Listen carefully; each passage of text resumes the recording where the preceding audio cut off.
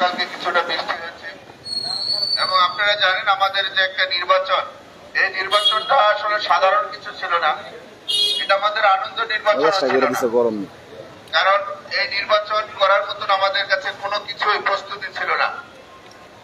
কারণ এই নির্বাচন রয়েছে একটা জুলুমের বিরুদ্ধে, অন্যায়ের বিরুদ্ধে, অপরাধের বিরুদ্ধে। কারণ হচ্ছে মানুষ ৭৩ বছর ধরে এখানে আওয়ামী লীগ করে। আওয়ামী লীগ এই মাঠ পর্যায়ের লোকে কিন্তু একটি শক্তিশালী সংগঠন করে সরকার এখানে পরিচালনার দায়িত্ব দিয়েছে মাননীয় প্রধানমন্ত্রীকে। কারণ আমাদের কথাগুলা মাঝখান থেকে অর্ধেক থেকে শুরু করে অর্ধেকে কথা শেষ করে, এতে আমাদেরকে একটা বড় ভুল ধাক্কার মধ্যে নিয়ে ফেলে দেয়। মিথ্যা এবং গুজবের মধ্যে এই কাজগুলা করা হয়। আপনারা দেখেছেন ২০০৯ সালে আমাদের আলিমুদ্দিন বুদ্দিনকে এখানে উপজেলা চেয়ারম্যান মনোনয়ন দেওয়া হয়েছিল, তাকে ফেল করানো হয়েছিল। ২০১৩ আওয়ামী লীগ ফেল করলো। ২০২৩ আওয়ামী লীগের মধ্যে একটা বিরাট ধরনের একটা ফাটল সৃষ্টি করে দিল। যেই লোকগুলা, আপনারা দেখবেন টঙ্গীতে একটা ৫৭ নম্বর ওয়ার্ড আছে, সেই ওয়ার্ডে ২০০৯ সালে ২০০৮ যেহেতু আমাদের এখানে সব পার্লামেন্ট মেম্বাররা জয়লাভ করলো, কিন্তু ২২ দিন পরে ২২শে জানুয়ারিতে ২০০৯ উপজেলা নির্বাচন হইল। সেই উপজেলা নির্বাচনের টঙ্গী ৫৭ নম্বর ওয়ার্ডে আওয়ামী লীগের প্রার্থী ফেল করলো। ওইখানে তো বড় বড় আওয়ামী লীগের নেতারা ছিলেন। কারণ হচ্ছে আমাদের জয়দেবপুরতে এবং কাউন্টিতে উপজেলার চেয়ারম্যানটা দাঁড়াইছিলেন, ওনারা বিপুল ভোটে ওইখানে ফেল করলেন। তাইলে ওই সময় তার সমন্বয় সভা করা উচিত ছিল, তারপরে এই সভা, মূল্যায়ন সভা করা উচিত ছিল। ২০০৯ সালে যদি আপনারা মূল্যায়ন সভা করতেন, তাহলে ২০২৩-এ অরিজিনাল আওয়ামী লীগ এখানে মাইক পেত না। এই যে তৃণমূলের আওয়ামী লীগ, মাঠ পর্যায়ে আওয়ামী লীগ, আজকে আওয়ামী লীগকে বেইমান কয়। কত বড় নেতা মাঠ পর্যায়ে যারা আওয়ামী লীগ যারা আদর্শের জায়গায় চলেন তাদেরকে বেইমান বলে, মুনাফেক বলে, কি শব্দ কি ভাষা ব্যবহার করে। তোমরা জানো কারে বেইমান মুনাফেক বলছো? যারা ৭৩ বছর ধরে এখানে আওয়ামী লীগ রাখছেন। আমার কাছে ডকুমেন্ট আছে, তোমরা ৭১ সালে এবং ৭৬ সালে কি করেছ। ৭৬ সালে তোমরা গাজীপুরে পুস্তক রাখছ, রাজবাড়ির মাঠে প্রমাণ দিয়ে সেদিন বলবো। আজকে যারা বীর লেখক, আজকে যারা যারা বড় বড় নেতা, যাদের বয়স মুরব্বী হয়ে গেছ, তাদের প্রমাণ আমরা দিয়ে দিব তোমরা কি করছো ৭৬ সালে, ৭৫ সালে, ৭১ সালে। কিভাবে মোস্তাক এই গাজীপুরে আসলো? আজকে যারা যারা বীর নিজেদের পিছনে লেখো, আজকে যারা যারা ফ্ল্যাগ হয়ে আছো, বড় বড় পদে আছো, আমি যদি বেঁচে থাকি এই গাজীপুরের মানুষ সবাইকে দাওয়াত করব, এই মোস্তাককে কে গাজীপুরে এনেছিল, কিভাবে তারা জনসভা করেছিল। যদি আমার ৭৮-এর পরে জন্ম, কিন্তু আমার মা ইতিহাসটা আমাকে বলেছে, আমার বাবাও ইতিহাসটা বলে গেছে। সময় প্রয়োজনে তোমাদের বন্ডামিরা মুখোশটা খুলি নাই। গাজীপুরের মানুষ, সাধারণ মানুষ এখন অনুরোধ করেছে সেই মুখোশ খুলে দিতে। ৭৫ সালে বঙ্গবন্ধুরে হত্যা করছে যারা, যারা এই বড় ধরনের পাপের সাথে জড়িত ছিল, তারা ৭৬ সালে কিভাবে গাজীপুরে প্রবেশ করেছে, কিভাবে এই গাজীপুরে প্রবেশ করেছে এবং জনসভা করে গেল কিভাবে। যারা যারা নিজেরা একটা বড় বড় আওয়ামী লীগের নেতা মনে করছ, আমরা এই গাজীপুরের মানুষ, এই তরুণ প্রজন্ম সেটা সত্যটা জানতে চায়।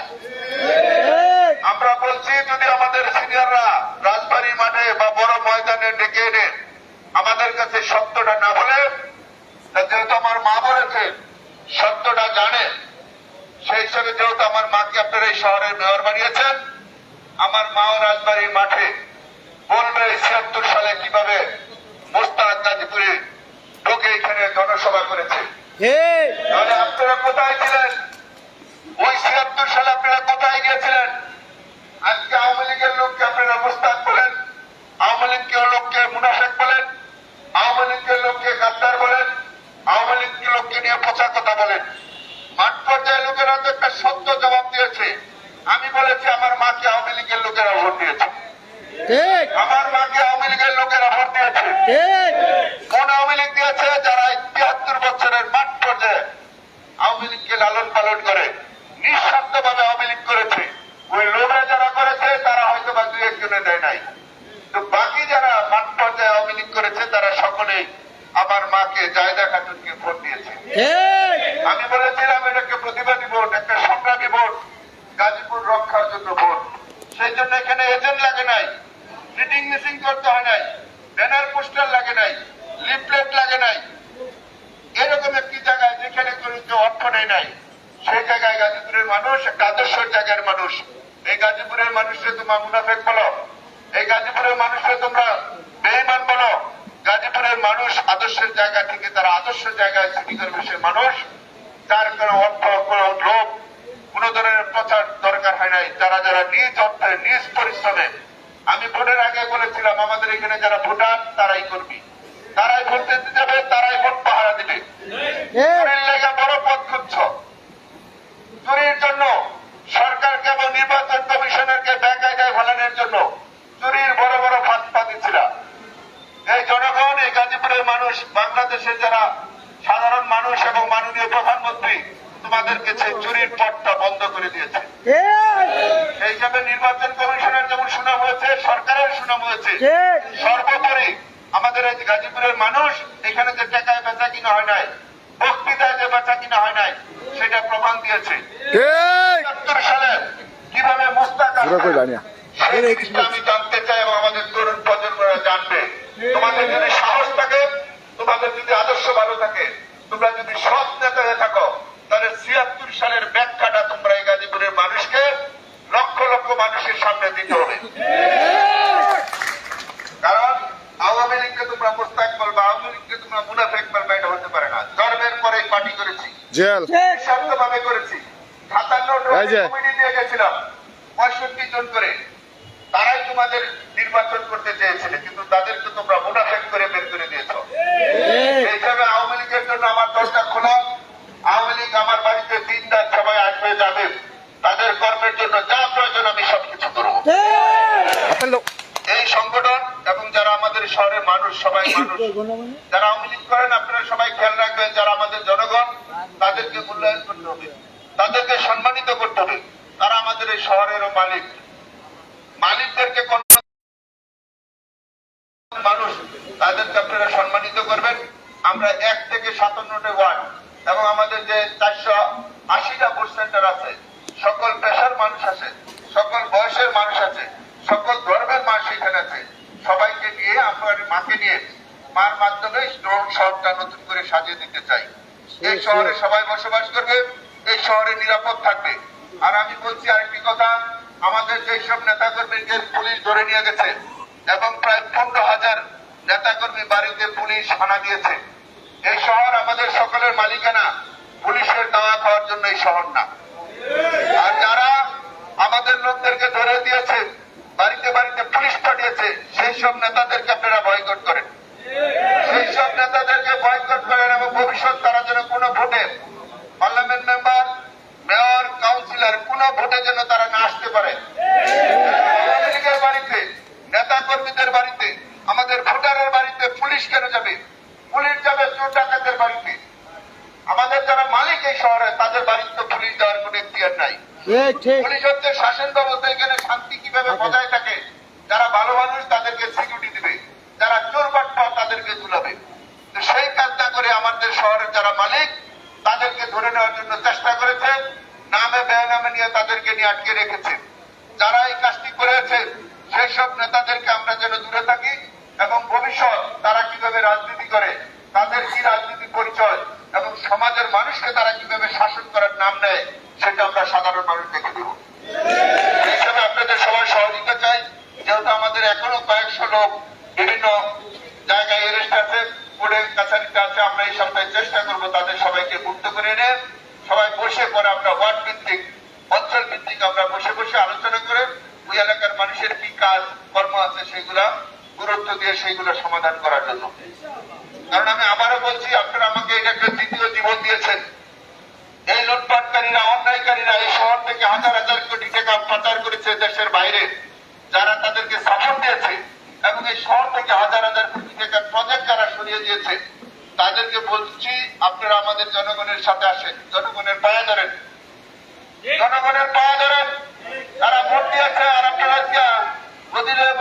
করছেন, এই সময় আসতেছে, সময় আসতেছে। এই সময়ের মধ্যে যদি আপনারা প্রত্যেক এলাকার মানুষের কাছে গিয়ে সরি না বলেন, ক্ষমা না চান, তাহলে ভোরের আলো আর দেখতে পারবেন না। যা হয় হোক, যেহেতু দ্বিতীয় জীবন পেয়েছি, জনগণ নাগরিক যেহেতু আমাদেরকে পালাই যায় নাই, এই বিপদে আপনারা যেহেতু ছিলেন, আপনাদের সম্মান এবং আপনাদের শহর রক্ষার জন্য যা দরকার তাই করবেন, যা দরকার তাই করবো। যারা আপনাদেরকে সম্মান দিবেন, অবশ্যই তাদেরকে আমরা সম্মানিত করব।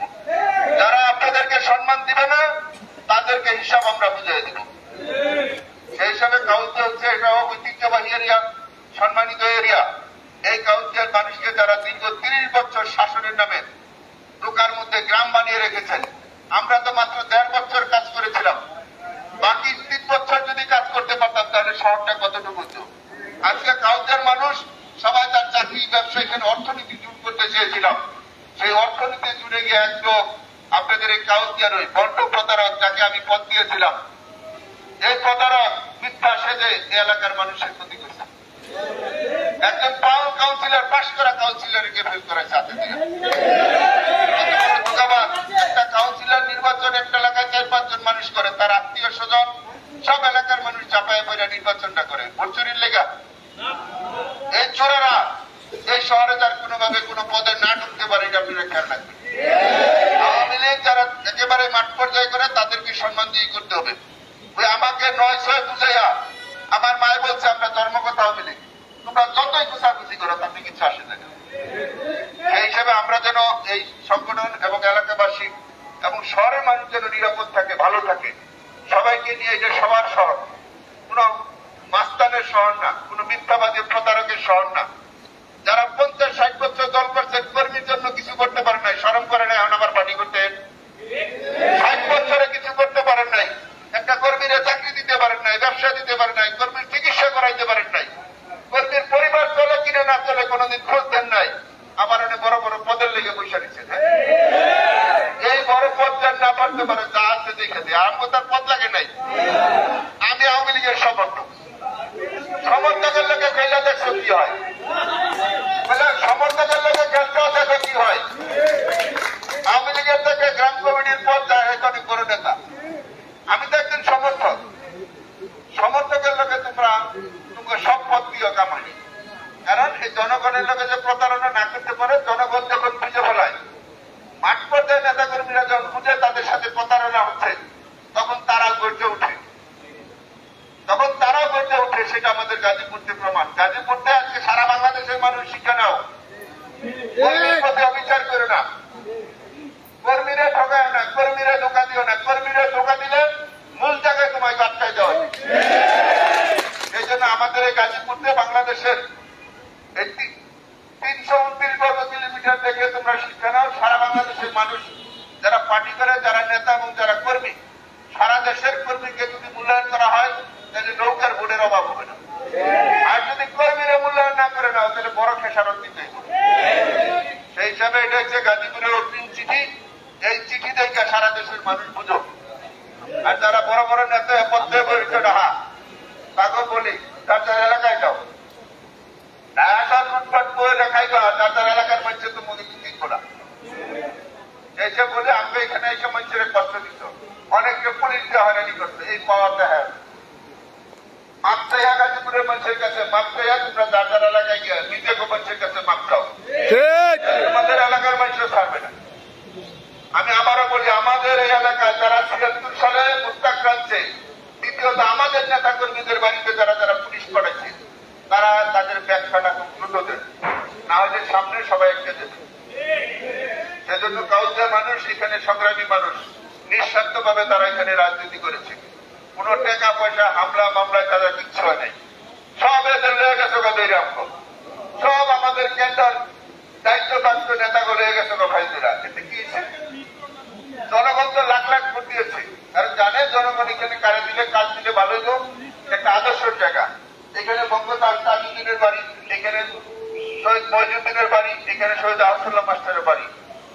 সেই হিসেবে যারা আদর্শ থাকবে তারা ভালো থাকবে, আর যারা আদর্শ থাকবে না, অনেক বড় মানুষ ছোট হয়ে যাবে, অনেক বড় মানুষ ছোট হয়ে যাবে। এবং প্রতারক যারা রাজনীতির নামে তারা ব্যবসা শুরু করত, তারা সংশোধন হবে। সংশোধন না হলে আগামী মাসে 28 মাসের বেতন বোঝাই দেবে।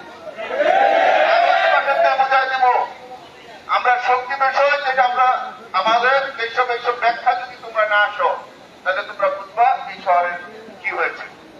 এই শহর পৃথিবীর 170টা দেশের বায়ার আছে, এখানে লক্ষ লক্ষ গার্মেন্টস কর্মী আছে। সবাই যেন ভালো থাকে এবং আমাদের মানুষগুলো যেন কাজ করে খাইতে পারে, ব্যবসা বাণিজ্য করতে পারে, সন্তানদের জন্য ভালো স্কুল কলেজ বিশ্ববিদ্যালয়ে লেখাপড়া করতে পারে। এটা তার তোমরা বাধা দিও না। এটা আমাদের শহর, আমরা সুন্দরভাবে করতে চাই, সবাইকে নিয়ে একটি বাসযোগ্য শহর করতে চাই। যেহেতু আমাদের অনেক নেতাকর্মী এখনো জেলা আছে, আমি চেষ্টা করবো এই সপ্তাহের মধ্যে তাদেরকে মুক্ত করে আপনাদের প্রত্যেকের এলাকা ভিত্তিক আমরা যাওয়ার জন্য।